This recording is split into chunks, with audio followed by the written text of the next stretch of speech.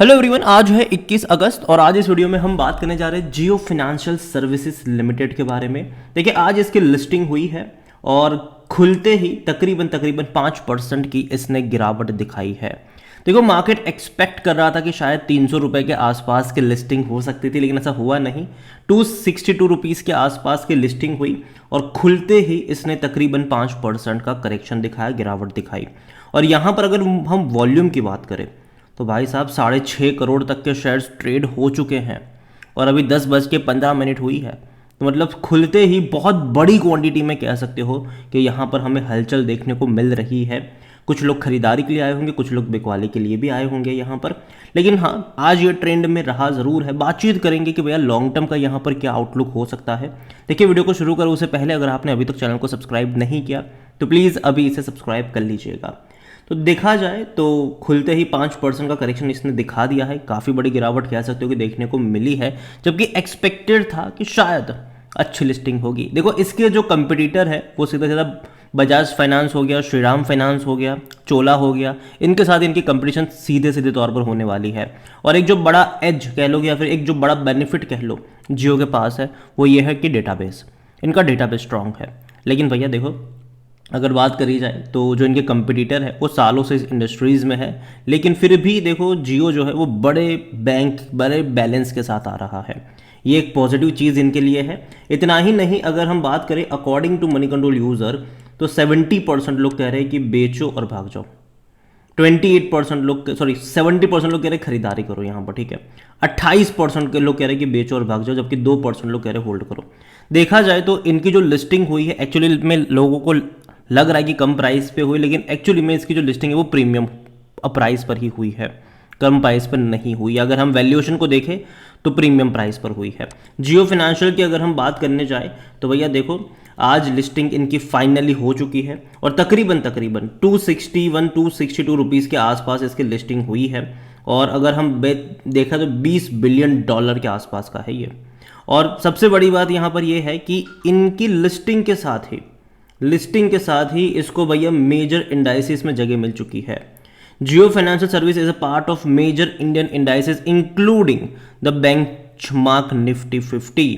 तो ये बहुत रेयर केस में होता है कि कोई कंपनी जो है वो लिस्ट होते ही निफ्टी 50 का हिस्सा बन जाए।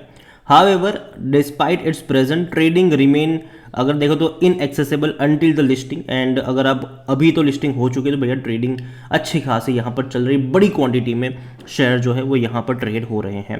देखिए, अगर हम जियो फाइनेंशियल देखें तो पहले वो रिलायंस इंडस्ट्रीज़ का ही पार्ट था, उससे डीमर्ज हुआ है। जिनके पास रिलायंस इंडस्ट्रीज़ के जितने शेयर्स थे उतने ही शेयर्स उनको मिले हैं जियो फाइनेंशियल सर्विसेज के।